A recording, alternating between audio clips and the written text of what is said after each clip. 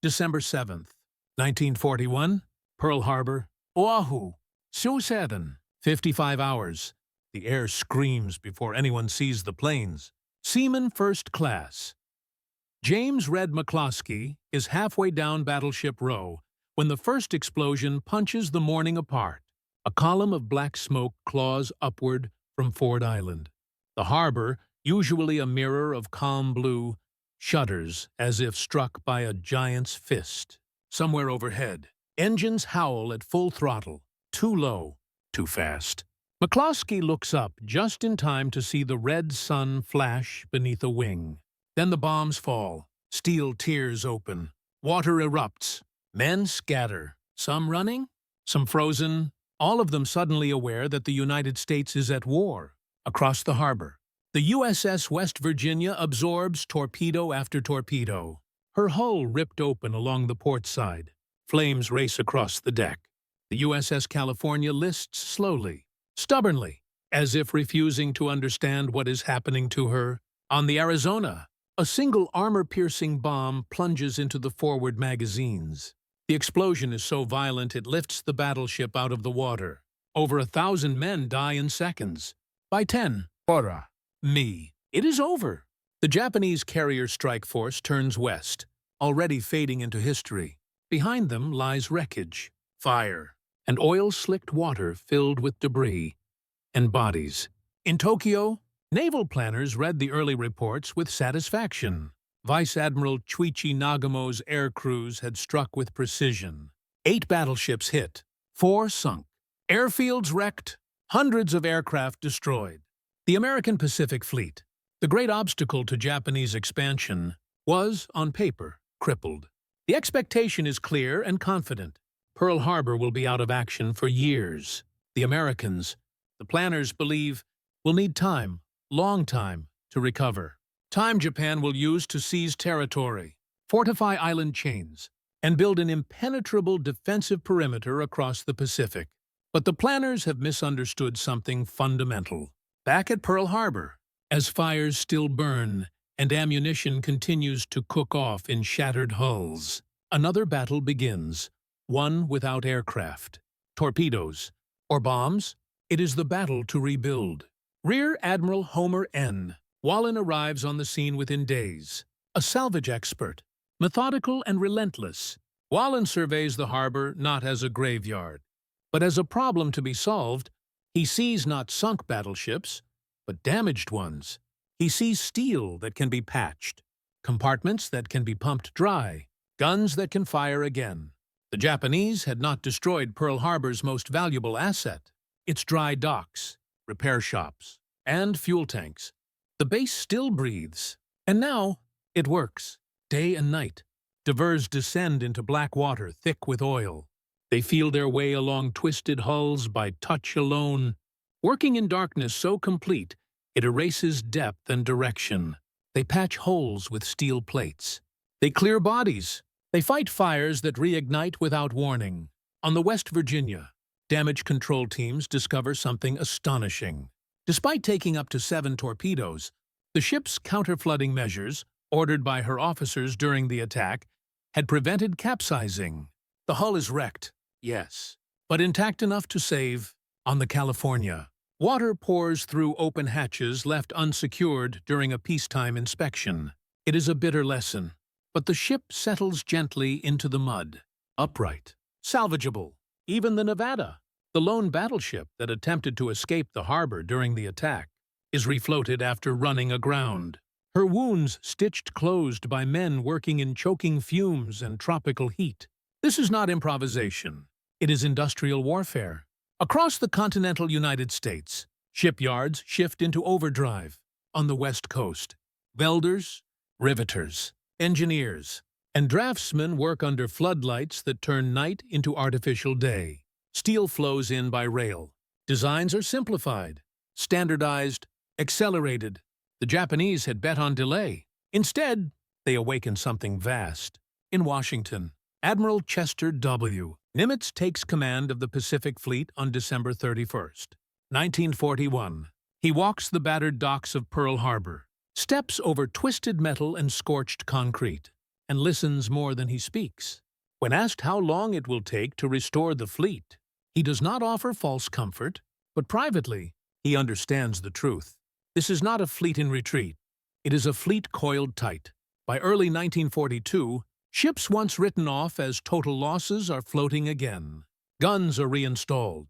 Radar, new, experimental, and deadly, is added. Anti-aircraft batteries multiply across decks that had been nearly defenseless just months earlier. The Japanese do not yet see it. From across the Pacific, they still imagine Pearl Harbor as a wound that will not heal. They are wrong. January 18th, 1942, Pearl Harbor, Naval Shipyard. The harbor no longer smells like burning oil. Now it smells like sweat, ozone, and hot steel. Chief Boatswain's Mate Samuel Fuqua stands at the edge of Dry Dock Number 1, watching water drain away from the USS California. The battleship emerges inch by inch, her hull streaked with rust and oil scars like old blood. She looks less like a warship than a wounded animal hauled onto land. Fuqua knows what Tokyo does not. Every inch of exposed steel is a promise. The salvage crews work with a kind of quiet fury. Divers descend before sunrise and surface after dark, their skin blistered from fuel oil and caustic chemicals. Inside the ships, men crawl through flooded compartments where the air stinks of decay. Some spaces still contain the dead. There are no speeches, no ceremonies, just a nod, a pause, and then the work resumes. This is not revenge. It is necessity. By February, the USS West Virginia is stabilized. Massive concrete patches seal her torpedo holes. Pumps run continuously, forcing thousands of tons of seawater back into the harbor. Slowly, almost imperceptibly, the battleship rises. When she finally clears the mud, shipyard workers cheer, not loudly, but with the satisfaction of engineers watching an equation balance. The Japanese intelligence summaries still describe Pearl Harbor as severely damaged. They note activity, but underestimate its scale. What they do not grasp is the speed. American industry does not rebuild slowly. It rebuilds violently. On the mainland, the Kaiser shipyards in Richmond, California, experiment with radical ideas. Welding replaces riveting. Prefabricated sections slide together like puzzle pieces. Time is the enemy, and time is being beaten into submission. The Japanese doctrine had been shaped by limitation. Limited steel, limited oil, limited shipyards. The Americans have the opposite problem. Abundance, barely controlled. In March 1942, USS California enters dry dock for full repair and modernization. When she returns to sea, she will carry improved fire control systems, better armor protection, and radar capable of spotting aircraft long before they strike. She will not be the same ship the Japanese thought they had sunk. Neither will the others. At Pearl Harbor, cranes swing day and night, their cables whining under the strain of lifting turrets, engines, and armor plates.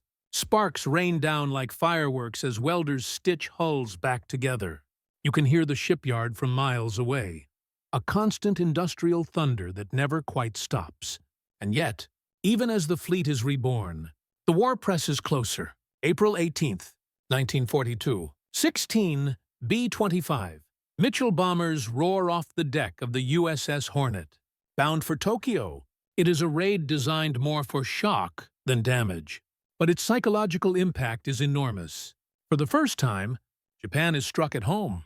The planners who had expected an intimidated America now face an enraged one. Admiral Isoroku Yamamoto understands the danger immediately. The Americans are moving faster than expected. Their carriers, missed at Pearl Harbor, are active, aggressive, unpredictable. Still, the Japanese believe they have time. Then comes May. The Battle of the Coral Sea halts Japan's southward expansion. It is the first naval battle fought entirely by aircraft.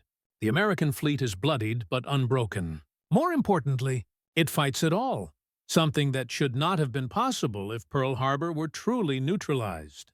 Behind the scenes, the rebuilt machinery of war accelerates. USS Nevada sails again, her scars hidden beneath fresh paint. USS Tennessee and Maryland, damaged but afloat after the attack, have already returned to service. Each ship re-enters the fight stronger than before. The Japanese had planned to grind down the American fleet piece by piece. Instead, it is regenerating. June 1942, Midway Atoll, when American dive bombers descend from the clouds and tear the heart out of 4 Japanese carriers. The balance of the Pacific War shifts in a single morning. It is not just a tactical defeat. It is a revelation. The enemy is not weakened. It is learning. In the aftermath, Japanese naval officers pore over reconnaissance photos and intercepted signals. The question surfaces again and again, quietly at first, then with growing urgency. How is the American fleet still fighting? Reports from Pearl Harbor grow more troubling. Battleships once marked destroyed are listed as operational. Dockyards are expanding. Fuel reserves remain untouched. New hulls, carriers, are rumored to be nearing completion at a pace that defies precedent. The truth begins to sink in. Pearl Harbor was not a killing blow. It was a spark. And now, in shipyards stretching from Hawaii to California, something immense is taking shape. Something that will not stop when the old fleet is restored, but will continue, multiplying, replacing losses faster than Japan can inflict them. The Japanese had planned for a short war. America is building for a long one. August 9th, 1942, Puget Sound Naval Shipyard, Washington. Rain falls in steady sheets, hissing as it strikes hot steel. Inside the vast dry dock, the USS West Virginia rests on her blocks like a resurrected giant. Her hull has been cut open and rebuilt, her superstructure reshaped, her anti-aircraft batteries multiplied until her decks bristle with 40mm Bofors and 20mm Oerlikons. She is no longer the ship that sank at Pearl Harbor. Lieutenant Commander Edwin Hooper walks the length of the dock, clipboard tucked under his arm, boots echoing against concrete.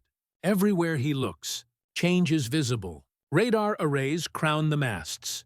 Fire control directors, sleek, angular, precise, replace older optical systems. The lessons of December 7th have been hammered into steel. The Japanese had expected the Americans to repair ships. They had not expected them to reinvent them. Across the Pacific, Japanese intelligence struggles to keep up. Reports conflict. One source claims Pearl Harbor is still recovering. Another suggests battleships are returning to the line in greater numbers than before. The contradiction is unsettling. In Tokyo, staff officers quietly revise their estimates. Then they revise them again. The most alarming news, however, does not come from Pearl Harbor. It comes from the mainland. By 1943, American shipyards are launching aircraft carriers at a rate no navy in history has ever matched. The Essex-class carriers slide down the ways one after another. USS Essex, Yorktown, Intrepid, Enterprise's successors in spirit if not in name. Each launch is a public statement. Impossible to hide, impossible to deny. One carrier every few months, then faster. Japanese planners stare at the numbers.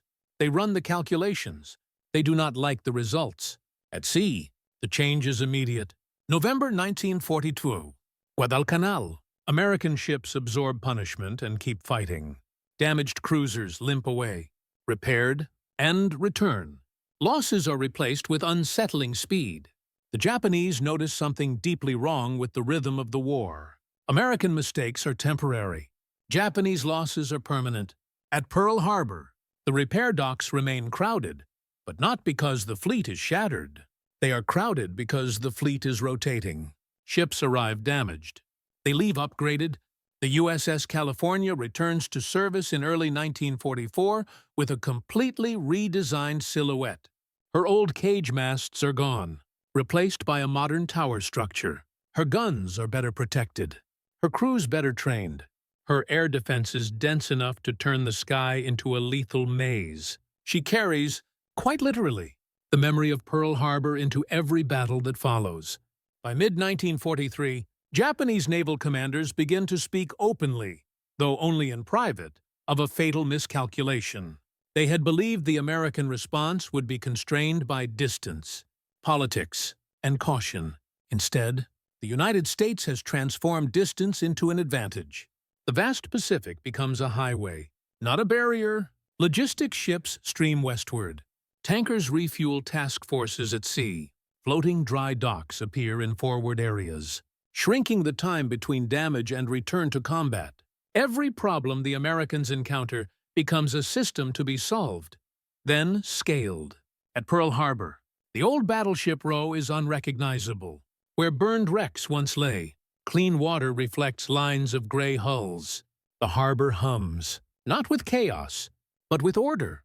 Supply depots expand. Communications hubs multiply. The base that Japan had hoped to silence now coordinates a war stretching thousands of miles. And then comes the moment that confirms the nightmare. September 1943. Japanese reconnaissance identifies multiple American carrier task forces operating simultaneously, each larger than the entire force that struck Pearl Harbor. The math no longer works. Even if Japan scores a decisive victory, replacements will follow, faster than before. The realization settles heavily among the senior staff. They did not just fail to destroy the Pacific Fleet. They triggered its transformation. Pearl Harbor had been intended as a strategic pause, a window of opportunity. Instead, it became the forge. Every salvaged battleship, every newly launched carrier, every repaired cruiser carries the same silent message across the Pacific. This war will not end quickly, and it will not end favorably for those who underestimated American capacity. For the Japanese commanders watching from afar, the disbelief gives way to something colder, understanding. November 19th, 1943, off the coast of Tarawa, Gilbert Islands. The sea churns under the combined weight of hundreds of ships. Battleships, cruisers, destroyers, transports, an armada so dense it seems to press the horizon downward. From the bridge of the USS Tennessee, Captain Charles L. Melson watches as shore bombardment begins. 16-inch guns speak in thunderous rhythm, each salvo a reminder of what Pearl Harbor failed to destroy. Somewhere deep within the ship, old scars remain, reinforced bulkheads, welded seams, structural compromises made in 1941. But the guns fire true. The ship is steady, alive. Japanese defenders on Tarawa have never seen anything like this. For the first time, the rebuilt battleships of Pearl Harbor are not just symbols of recovery. They are instruments of overwhelming force. Their improved fire control allows them to hit targets with terrifying accuracy. Radar-guided salvos walk across concrete bunkers with methodical precision. The Japanese defenders fight bravely. It does not matter. Across the Pacific, similar scenes unfold. Kwajalein, Eniwetok, Saipan. Each operation grows larger, more complex, more refined. The machinery behind them, repair ships, salvage units, floating docks, moves forward in lockstep. Pearl Harbor is no longer the center, it is the foundation. Japanese naval officers begin to track hull numbers instead of ship names. There are too many to follow individually. Task forces rotate in and out of combat, rarely pausing long enough to be decisively weakened. When American ships take damage, they vanish eastward, only to return months later, sometimes weeks. The sense of futility grows. At the Combined Fleet headquarters, staff studies from 1941 are quietly set aside. The assumption that the United States could be discouraged or delayed proves catastrophically wrong. Even American losses, once hoped to be decisive, become merely data points in an expanding production curve. By mid-1944, the rebuilt battleships of Pearl Harbor steam west again, this time toward the Marianas. The USS West Virginia, fully modernized, takes her place in the battle line at the Surigao Strait in October. There, she will fire the last battleship-to-battleship salvos in history, her radar locking onto Japanese ships long before they can respond. A ship once sunk in shallow harbor water now helps annihilate an enemy fleet. The irony is not lost on anyone. Japanese sailors who survive these engagements report something deeply unsettling. American ships seem impossible to exhaust. For every hull damaged, another appears. For every carrier sunk, two more arrive. The belief that Pearl Harbor had bought Japan time collapses completely. Instead, it had bought America clarity. At Pearl Harbor itself, the transformation is total. New piers stretch into the water. Warehouses multiply. Airfields expand. What was once a forward base becomes a logistical engine capable of sustaining global war. And the lessons learned there ripple outward. Every American ship now prioritizes damage control. Crews drill relentlessly. Fires are contained faster. Flooding is countered more effectively. Ships that would have been lost in 1941 now survive. Japanese commanders had studied American naval history. They had not studied American recovery. By late 1944, the imbalance is undeniable. The industrial tide has become a flood. American steel, fuel, and manpower move westward in volumes Japan cannot match or meaningfully disrupt. Pearl Harbor, intended as a knockout blow, stands revealed as the opening act of a much larger tragedy for Japan. A tragedy built not on defeat alone, but on misjudgment. October 25, 1944, Surigao Strait, Philippines. The night is black, broken only by the pale glow of radar scopes and the brief white flashes of gunfire. Aboard the USS West Virginia, officers lean over their instruments as green blips slide across the screen. The enemy is out there, somewhere in the darkness, but the Americans can see them long before they are seen in return. Target bearing 085 comes the calm report. When West Virginia fires, the sea erupts. 16-inch shells arc invisibly into the night. Guided by radar, not eyes. Moments later, explosions bloom among the Japanese ships attempting to force the strait. It is the last time battleships will fight one another in history. And West Virginia, once written off as a permanent loss at Pearl Harbor, delivers the opening blows. For the Japanese commanders who survived the battle, the symbolism is devastating. Ships they believed dead now shape the fate of the war. The American fleet does not merely replace its losses, it resurrects them. As 1944 gives way to 1945, the weight of American production becomes crushing. The Essex-class carriers dominate the Pacific. Task forces operate continuously, cycling through combat, repair, and refit with industrial efficiency. Pearl Harbor remains a vital artery, feeding men, fuel, ammunition, and replacement aircraft into an unbroken flow. Japanese intelligence reports grow increasingly grim. They note that American ship losses no longer translate into reduced operational strength. They note that Pearl Harbor, supposedly neutralized in 1941, has become one of the most active naval bases on Earth. The final campaigns only confirm what is already understood. At Iwo Jima, at Okinawa, at sea beneath waves filled with kamikaze aircraft and desperate counterattacks, American ships absorb punishment and remain afloat. Damage control teams, trained in the hard lessons of Pearl Harbor, fight fires, seal compartments, and keep vessels in the fight. What Japan had expected to be a decisive first strike becomes, in hindsight, a strategic failure of the highest order. Not because it failed tactically, but because it failed psychologically. Pearl Harbor did not break American will. It focused it.